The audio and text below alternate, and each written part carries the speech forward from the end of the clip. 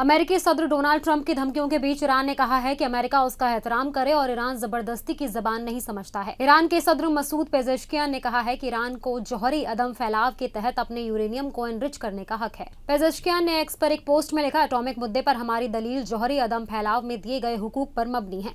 ईरानी सदर ने ओमान में हुई बातचीत को आगे की तरफ बढ़ाया गया कदम बताया और कहा कि उनकी सरकार बातचीत की हिमायती है।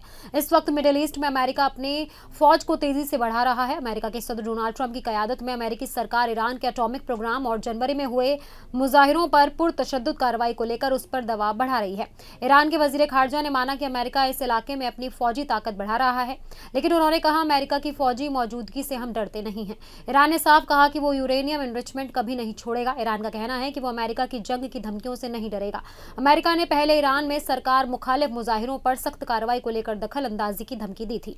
इस बीच ईरान ने कुछ इस्लाह पसंद लीडरान को गिरफ्तार किया और नोबेल पुरस्कार विनर नरगिस मोहम्मदी को एक और सजा दी।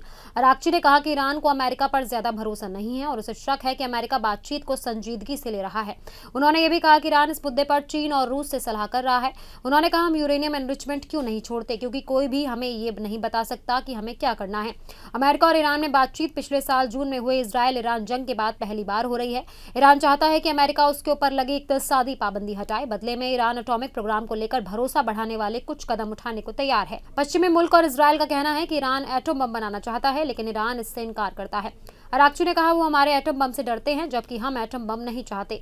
हमारा असली हथियार बड़ी ताकतों को ना कहने की ताकत है। अमेरिका और इजरायल चाहते हैं कि बातचीत में ईरान की मिसाइलें और इलाके में मुसल्लह ग्रुप्स को दिया गया सपोर्ट भी शामिल हो, लेकिन ईरान इसे मानने से इनकार करता है। इस बीच अमेरिका ने ईरान के तेल एक्सपोर्ट को रोकने के लिए नई पाबंदियां भी लगाई हैं।